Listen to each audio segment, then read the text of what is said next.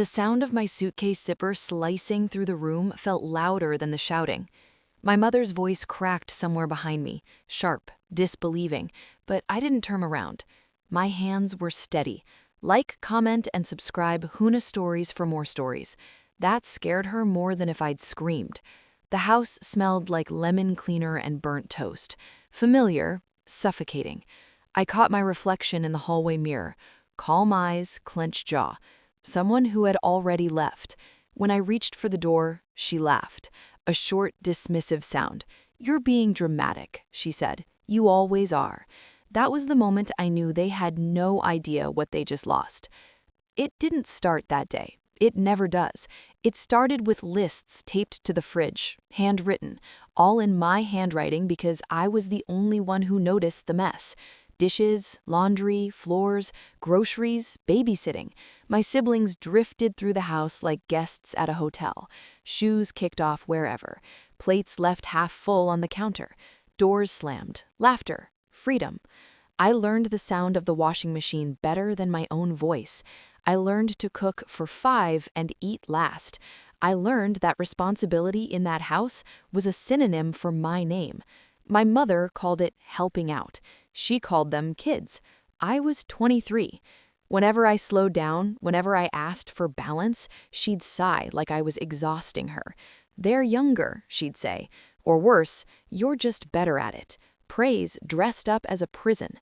The tension lived in the walls, in the way my siblings never thanked me, in the way my mother never noticed until something wasn't done. One night I came home late from work. 12 hours on my feet. My back screamed. My head throbbed. The sink was full, overflowing, a science experiment of crusted plates and congealed sauce. I stood there longer than necessary, waiting. No one moved. My sister walked past me, scrolling on her phone. "You're going to do those?" she asked, not looking up. Something in me went quiet. The confrontation was smaller than I had imagined. No shouting, no tears, just truth laid flat on the table like a blade. "I do everything," I said, "and you all pretend it's normal." My mother didn't even look surprised. That hurt more than anger would have. She waved her hand. "You're too sensitive." My brother smirked. My sister rolled her eyes. Too sensitive? As if exhaustion was a personality flaw, as if carrying them all wasn't proof of strength, just weakness. I nodded once. Then I stood up. I didn't announce my plan. I didn't threaten. I didn't cry. I packed. Each folded shirt felt like reclaiming a breath. Each item in my bag was proof I existed beyond their expectations. They watched me like I was performing a bad joke. No one stopped me. That was their last mistake. I moved into a tiny apartment with creaky floors and bad lighting. It smelled like paint and possibility. The first night I slept on the floor and felt lighter than I had in years. Then I did nothing. I didn't remind them about trash day. I didn't transfer money. I didn't answer calls. And slowly, the silence filled with panic. It started with texts. "Did you move my paperwork? Where's the spare key? Do you know when the water bill is due?" I let them pile up. Then came the calls, missed voicemails stacking like evidence. My mother's voice changed first.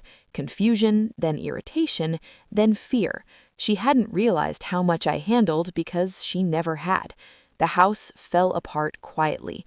Late fees, missed appointments, mold in the fridge. My siblings argued over chores they'd never learned to do.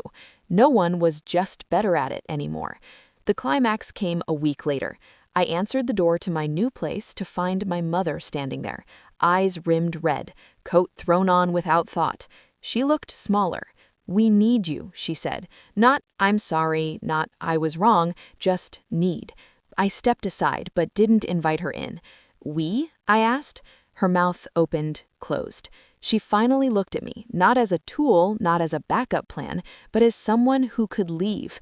"You abandoned us," she said. I smiled. Thin, controlled. "No," I replied. "I stopped enabling you." She flinched like I'd struck her. After that, the truth spread. Extended family started asking questions. Why had everything collapsed so fast? Why couldn't the kids manage? I didn't answer. I didn't need to.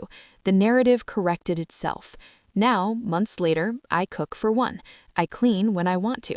I rest without guilt. My siblings don't call anymore. My mother speaks carefully now, like someone who finally understands boundaries are real. I didn't scream. I didn't beg. I didn't destroy anything. I just walked away and let the weight fall where it always belonged. The lesson was simple, and it cost them everything. If you mistake someone's strength for obligation, don't be surprised when their silence becomes your reckoning. Thanks for listening. Like, comment, and subscribe Huna Stories for more stories.